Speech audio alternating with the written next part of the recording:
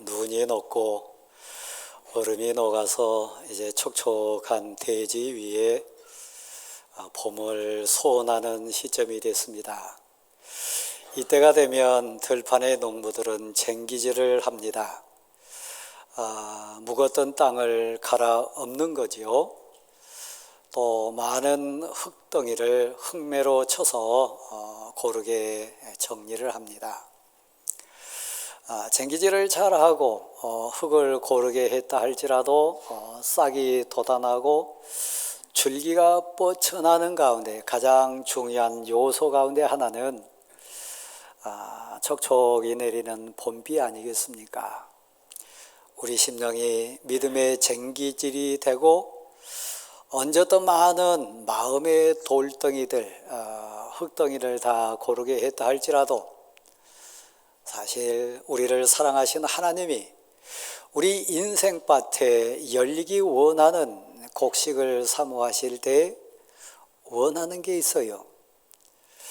봄비가 촉촉이 내리듯 우리 심령과 가슴에서 솟구쳐 올라가지고 흘러내리는 애통하는 눈물, 그것은 소망의 싹, 인생의 열매를 맺혀내는 가장 기본적인 요소 가운데 하나입니다. 우리 모든 인생은 부족함이 참 많습니다. 약한 것도 있고 모자란 것 투성이라서 부모가 되어가지고 자녀 앞에 설 때 우는 어머니 아버지도 많고 효도해야 되고 또 사랑 나눠야 될 형제나 자녀가 돼가지고 가족 앞에 섰을 때도 내 부족함 때문에 눈물을 흘리는 혈육들도 많습니다.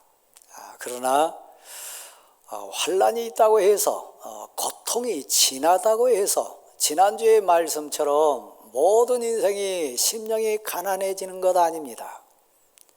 극한 고통과 아픔이 몰려오고 그 앞에 섰다고 해서 모든 사람들이 마음이 가난한 자가 돼가지고 겸손해지거나 하늘을 바라보면서 소원을 아뢰는 것 아닙니다.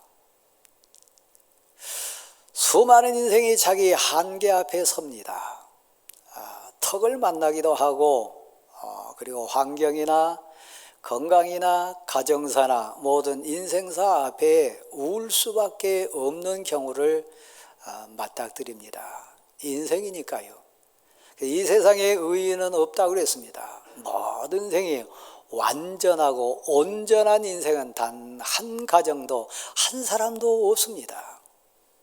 설교하고 있는 저도 마찬가지고 회중석에 앉아 계신 여러분 한 분 한 분을 앞에 모셔놓고 인생사 얘기 듣다 보면 아마 다 울 겁니다. 다 아픔을 토해내면서 통곡하는 부분이 대부분일 겁니다. 그런데 통곡하고 슬픔 가운데 뒹굴면서도 위로를 받지 못한 사람이 있어요. 그 아픔과 절망 가운데 소망을 붙들지 못한 사람이 있어요. 진짜 불쌍한 사람이죠. 죄를 보면서 자기 약함을 보면서 억울하고 분한 상황 가운데 놓여 있다 할지라도 위로의 손길을 체험하지 못하고 도움을 받지 못한 인생이 있다면 얼마나 안타까운 그런 인생이겠습니까? 제가 주보 한 켠에 글을 이렇게 쓰면서 틈새에 끼어가지고 이러지도 저러지도 못하고 울부짖는 짐승 얘기를 잠깐 했습니다. 누군가가 꺼내주지 않으면 절대 절명 위기 가운데서 뽑아내주지 않으면 울다가 지쳐서 죽을 수밖에 없는 불쌍한 짐승 이야기, 우린 주위에서 많이 보고 듣습니다.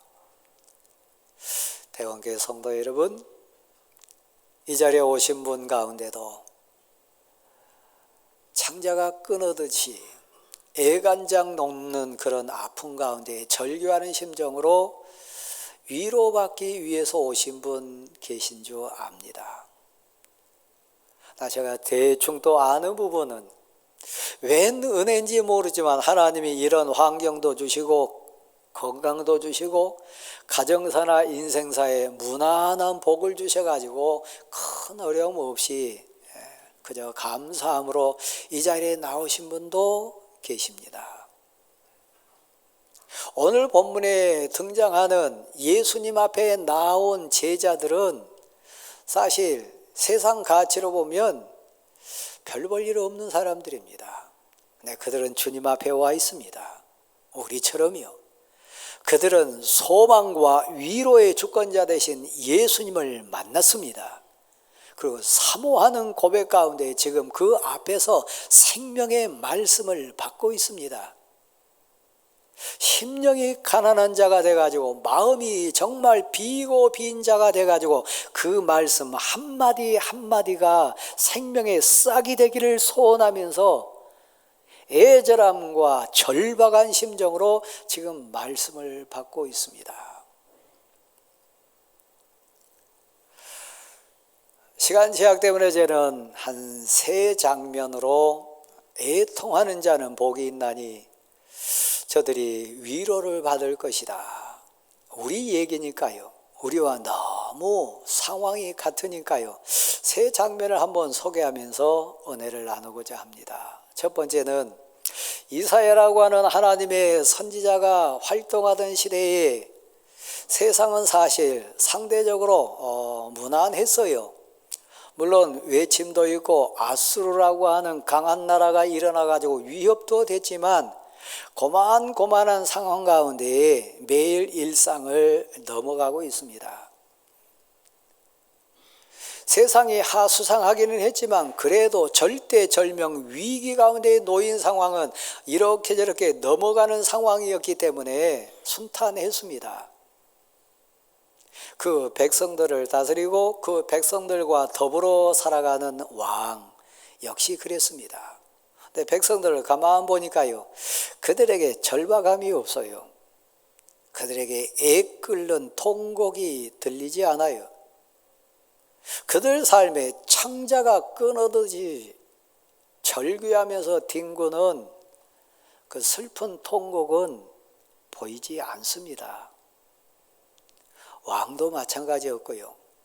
그래서 여러분이 아시듯이 신앙적으로 타락합니다.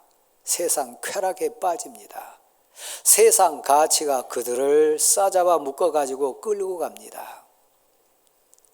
여러분의 성경 역사 속에 또 믿음의 역사 속에 그래도 역사상 나타난 왕 가운데 그래도 우리에게 모델이 되고 소망이 되는 왕이 그 이사야 당대의 왕으로 있었던 히스기야 왕입니다.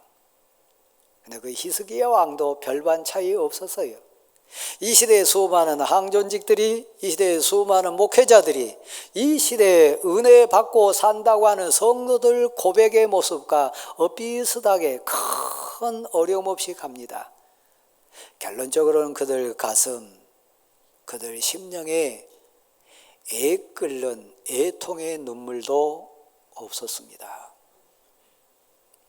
이 히스기야 왕은 이스라엘을 29년간 왕으로 다스렸던 사람입니다. 왕입니다. 군대도 있고 신하도 있고 권력이 있습니다. 우리가 말하는 부귀 영화의 모든 가치를 다 소유한 사람이 히스기야 왕입니다. 오늘 주제로 와보면 그런데 그 가슴에 그 심령에 애 끓는 눈물, 애통하는 눈물은 없었습니다. 그 인생이 복받은 인생일까요? 그 인생이 진짜 우리가 부러워할 그런 왕 된 인생으로도 우리 정말 부러운 인생인가요? 하나님 편에 봤을 때는 아니라 그랬어요. 왕으로 14년 이렇게 제위하는 동안 인생의 턱을 딱 만났습니다. 물론 그전에도 아수르가 쳐들어오고 뭐 이런저런 나라 다스리는 부분에 한계는 있었죠. 나름대로 절망도 했고 나름대로 눈물도 흘렸고 나름대로 하나님께 엎드리기도 했었겠지요. 우리들처럼요. 근데 진정 애통하는 눈물, 자기 한계의 절벽에 서서 애통하는 눈물은 아직 없었어요. 사실 저도 그랬던 것 같습니다.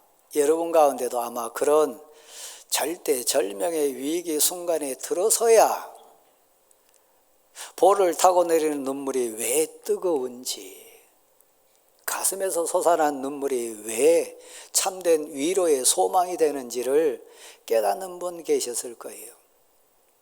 14년 동안 왕으로 있다가 보니까 웬만큼 나라도 체계화가 됐습니다. 이제는 왕이 무슨 일을 하는지도 대충 알 것 같고요. 이런저런 환란, 외침, 여러 상황이 있지만 그렇게 넘어가는 것, 이게 인생인가 보다 그렇게 경륜도 쌓여갔습니다. 하나님이 오늘 본문에 사랑하는 제자들을 주님이 불러내 주셔가지고 이 천국 팔복음 산상수훈의 교훈을 사랑하는 제자들에게 주셨던 그 이유 목적처럼 히스기야 왕을 사랑하신 하나님은 또 다른 은혜로 히스기야 왕에게 찾아와 주셨습니다. 이사야 선지자를 통해서 선고합니다. 너 생명이 다하였도다. 너가 살지 못하리라. 청천벽력 같은 소식 아닙니까? 우리 집에, 내 인생에, 우리 가족에게, 내 삶의 현장에 이 일이 웬일입니까? 한 달 전에는, 심지어는 한 3, 4일 전만 해도 내 인생이 그러지 않았는데 내게 왜 이런 상황이 왔습니까? 절망하면서 통곡하는 사람들 많습니다. 너가 살지 못하리라. 너 생명이 다하였도다. 왕인데요.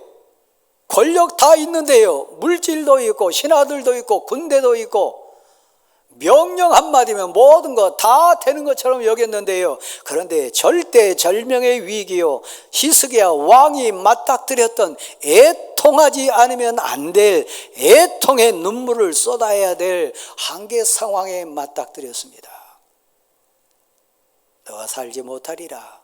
너 생명이 다했도다.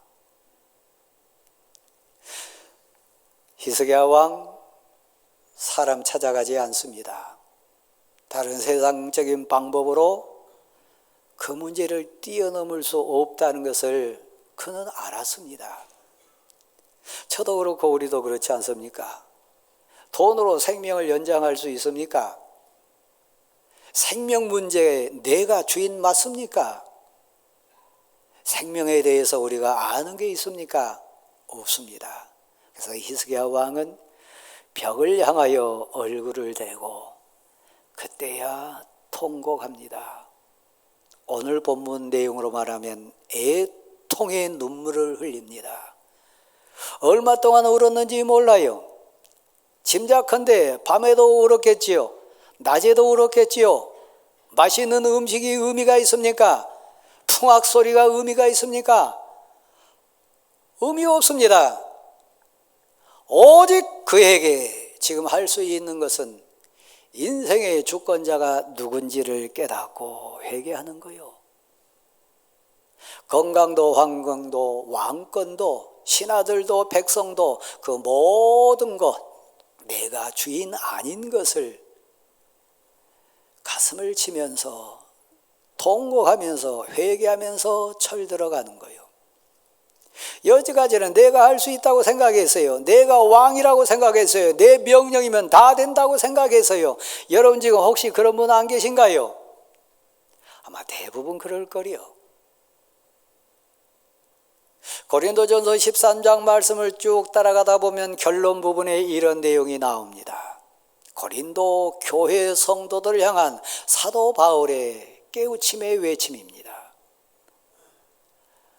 어린아이 때는 말하는 것이 어린아이와 같고 생각하는 것이 어린아이와 같고 깨닫는 것이 어린아이와 같다가 장성한 사람이 되어서는 어린아이의 일을 버렸노라.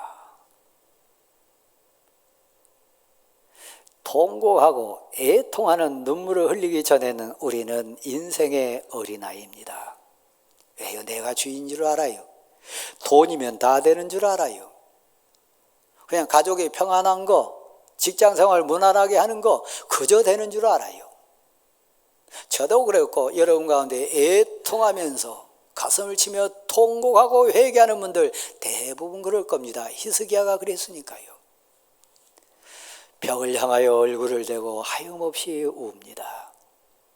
자세히 기록되어 있지 않지만 제가 믿음으로 재해석을 해본다면 하나님, 왕인 것이 아무 의미가 없네요. 여기까지 온 것도 오직 은혜인 것을 이제야 깨닫습니다. 생명이라고 하는 이 절망 앞에서, 생명이라고 하는 핵심 가치 앞에 섰을 때 제가 제 인생의 주인이 아닌 것을 이제야 깨닫습니다. 그래서 뜨거운 눈물을 흘려요. 성경은 이렇게 표현합니다.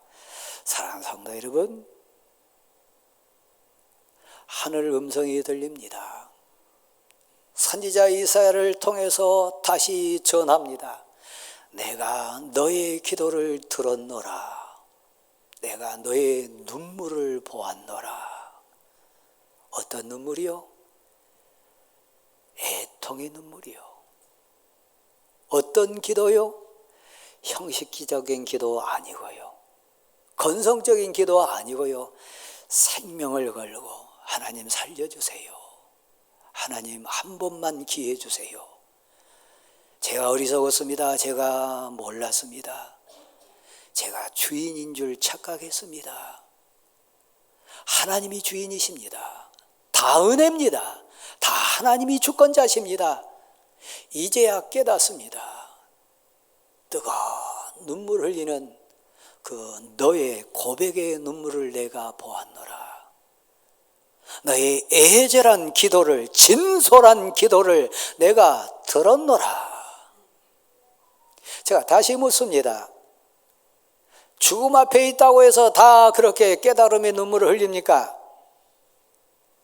사망의 절망 앞에 섰다고 해서 다 하나님께 살려달라고, 그 모든 것이 은혜였다고, 하나님 보시기에 너의 기도를 내가 들었노라, 너의 진솔한 기도를 들었고 너의 간절한 기도를 들었고 너의 애끓는 소원을 내가 들었노라, 내가 너의 뜨거운 눈물을 보았노라, 진실된 눈물을 내가 보았노라.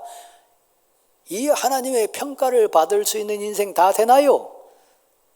아니요. 애통하는 눈물을 흘릴 수 있는 사람 복입니다. 애통함으로 하나님께 절규하면서 붙들고 소원을 아뢰일 수 있는 사람 복입니다. 그래서 시편 기자는 이렇게 얘기했어요. 내게 고난당한 것이 오히려 복입니다.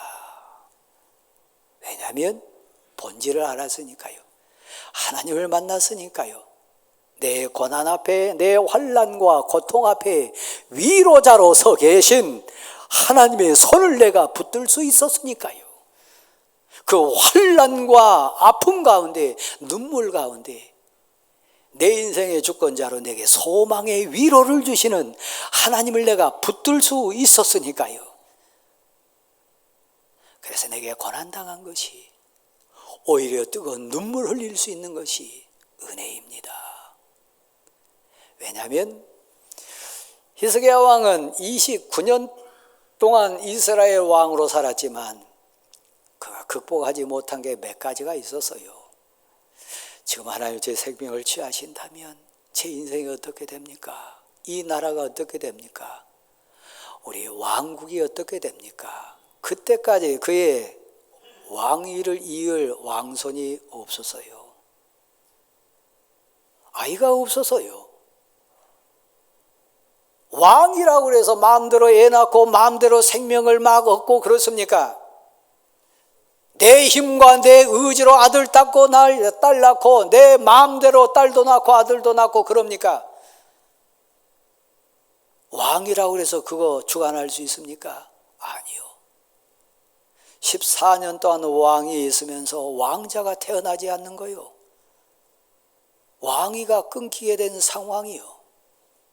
아수르를 비롯한 주변 환경이 아직 완전하게 정리되지 않은 거예요. 본질적으로 돌아가 보면 그의 인생 본질을 얻고 울었겠지요. 사랑하는 성도 여러분, 내가 너의 기도를 들었노라. 내가 너의 눈물을 보았노라. 내 기도를 들어주신 분이 계시다면 소망입니다. 내 눈물을 보고 계신 분이 계시다면 은혜입니다. 그분이 하나님이시라면, 나의 주님이라면 그분은 전능자세요. 들어보실래요? 표정을 주시는데요. 너 왕이지만 이거 할 수 있냐? 왕이 할 수 없는 것, 왕권으로 할 수 없는 것, 오직 전능하신 하나님만이 할 수 있는 것, 인생의 주권이 하나님께 있음을 고백시키면서 보이신 표정이 그 다음 기절에 나오는데요. 진행되던 해식의 그림자가 멈추는 거요. 해식의 그림자가 지나간다고 하는 지구가 돈다는 얘기 아닙니까? 여러분, 시속으로 달립니까? 광속 이상으로 달리지 않겠습니까? 근데 여러분, 지구가 돌다가 멈춰보세요. 온 세상이 어떻게 됩니까? 그냥 멈춘 수준이 아니고요. 뒤로 10도를 물린다면 돌던 것을 거꾸로 다시 돌린다는 얘기인데, 자전거 바퀴만 뒤로 돌려도 난리가 나는데 온 세계 우주 만물을 돌리다가 거꾸로 돌린다고 생각해 보세요. 그런데도 멀쩡해요. 그런데도 안전해요. 왜요?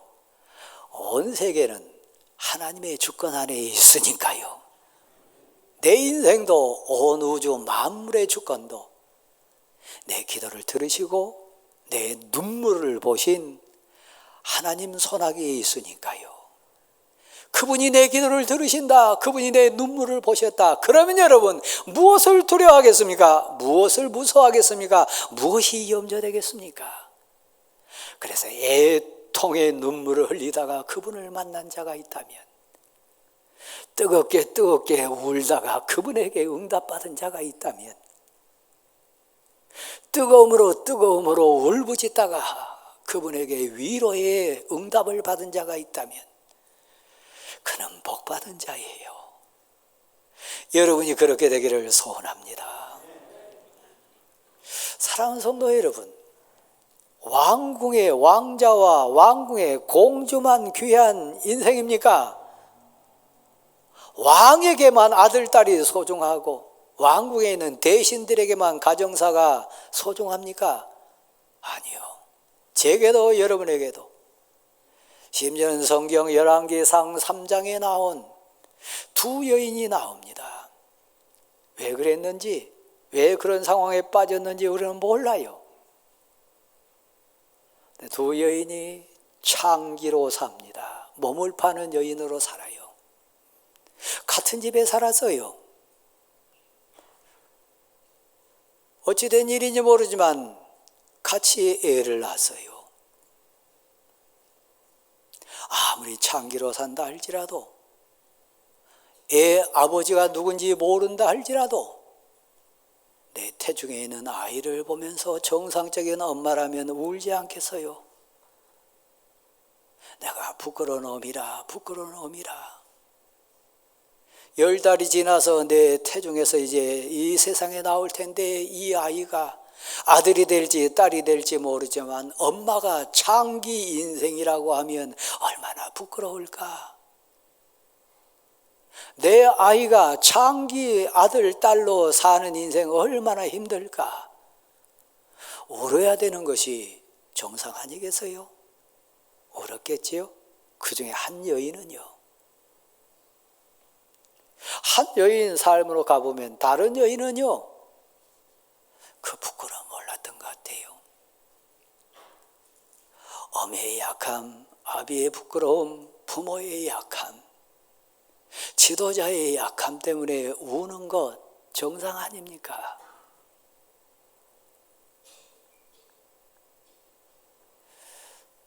사건이 벌어졌습니다.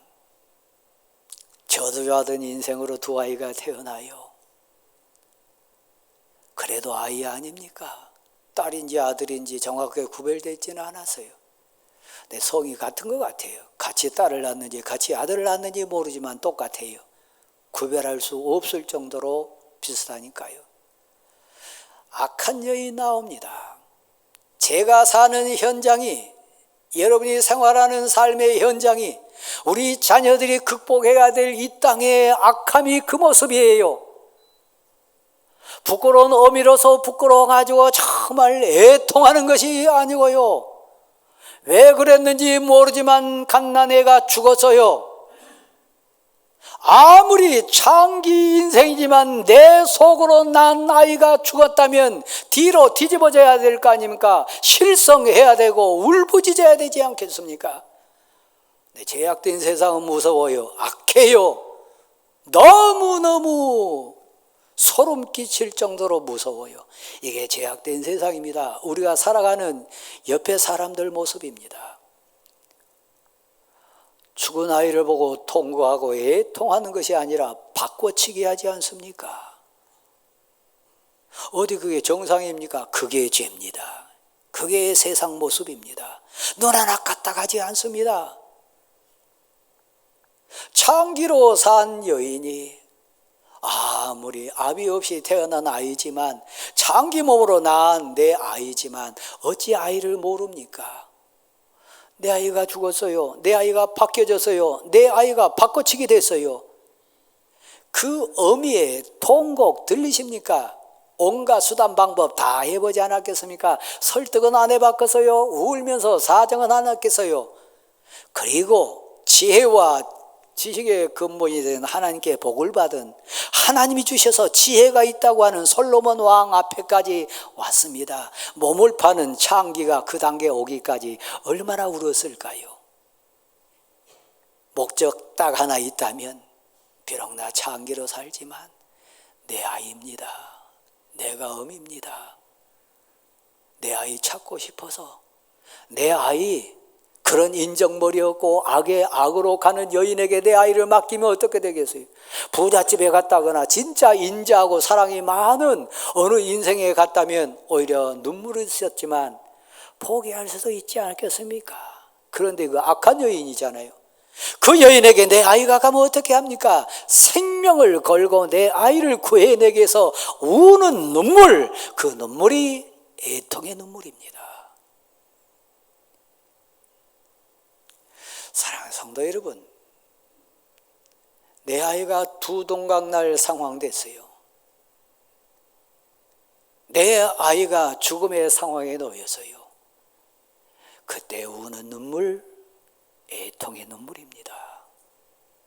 여러분이 진정 하나님 앞에서 사랑하는 아들을 위해, 딸을 위해 그 눈물을 흘리신다면, 솔로몬이라고 하는 하나님의 사람을 통해서 상상할 수도 없는 방법을 통해 가지고 내 아이를 구해내 주시기 원하는 하나님의 인자하심이 그 여인에게 임했던 것처럼,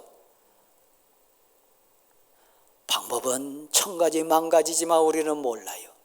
다만 아는 건요, 자비하시고 인자하신 하나님이 내 눈물을 보시고, 내 애통하는 눈물을 보시고 내 진실된 기도를 들으신 하나님이 내 기도 들으신다면 내게도 응답해 주실 줄 믿습니다. 회복시켜 주실 줄 믿습니다. 그래요. 그래서 아이를 받습니다. 다시 얻습니다. 애통함으로 눈물을 흘렸던 어머니에게 준 위로요. 마지막으로 한 장면만 같이 나누고 싶습니다. 여러분, 아들 때문에 우는 게 아니에요. 돈 때문에 우는 것도 아니고요. 세상 가치 때문에 우는 게 아닙니다. 완전히 나는 공고한 사람이로다. 이 사망의 몸에서 누가 나를 구해내랴. 나 하나님의 사람인데, 나 사명자인데, 나 선지자인데, 내가 사도인데, 부끄럽도다. 이 죄 때문에 내가 지금 사망의 올무에 묶였도다. 마음은 원이로되 내가 지금 왜 이렇게 행동하나. 이 사망의 몸에서 누가 나를 구해낼 수 있을까? 죄의 사슬에 묶여가지고 울부짖는 하나님만이 이 죄를 해결할 수 있고, 하나님만이 구해 주실 수 있고 하나님만이 저를 자유시켜 주실 줄 믿습니다. 힘으로 안 돼요. 세상 논리로 안 돼요. 겉으로 드러난 죄가 있지만 겉으로 드러나지 않는 더 큰 무서운 죄가, 하나님만이 아시는 죄가 여러분에게 다 있어요. 사도 바울 정직해서요, 사도 바울 진실해서요, 그도 얼마든지 감출 수 있고 얼마든지 모른 체 할 수 있고 얼마든지 가증스럽게 가식적으로 숨길 수 있었지만 하나님 앞에 뒹굴면서 울부짖어요. 오라 나 공고한 사람이라다, 오라 나 괴로운 인생이로다, 나 죽을 것 같다.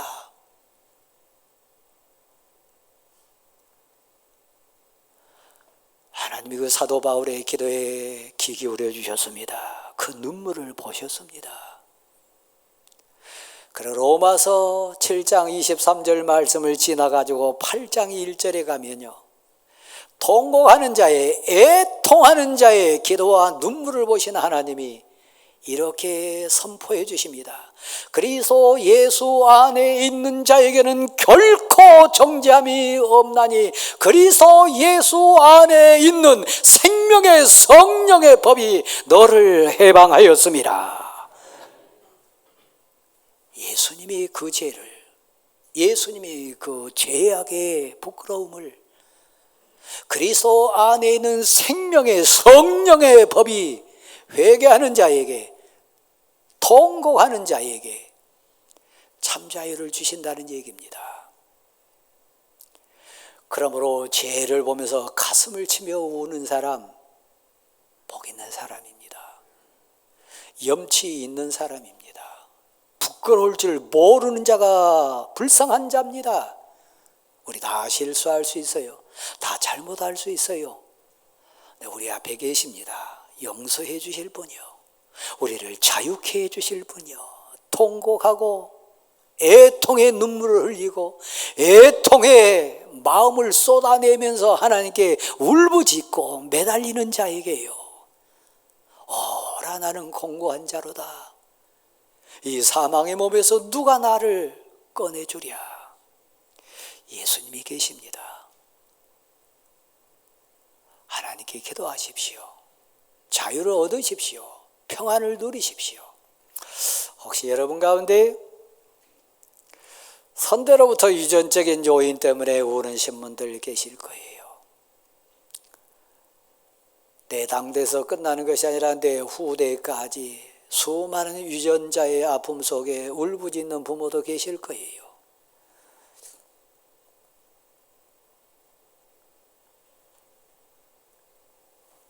힘으로도 할 수 없잖아요. 능으로도 할 수 없잖아요. 천만금을 주고도 바꿀 수 없는 부분이 있잖아요. 그 부분을 붙들고 우세요. 하나님께 우세요. 하나님께 애통의 소원을 아뢰면서 뒹구세요. 그러면 하나님이 그 아픔이 합력하여 선이 될 줄 믿습니다. 하나님의 영광의 통로가 오히려 될 줄 믿습니다. 그것이 오히려 하나님을 더 의지하는 복이 될 줄 믿습니다.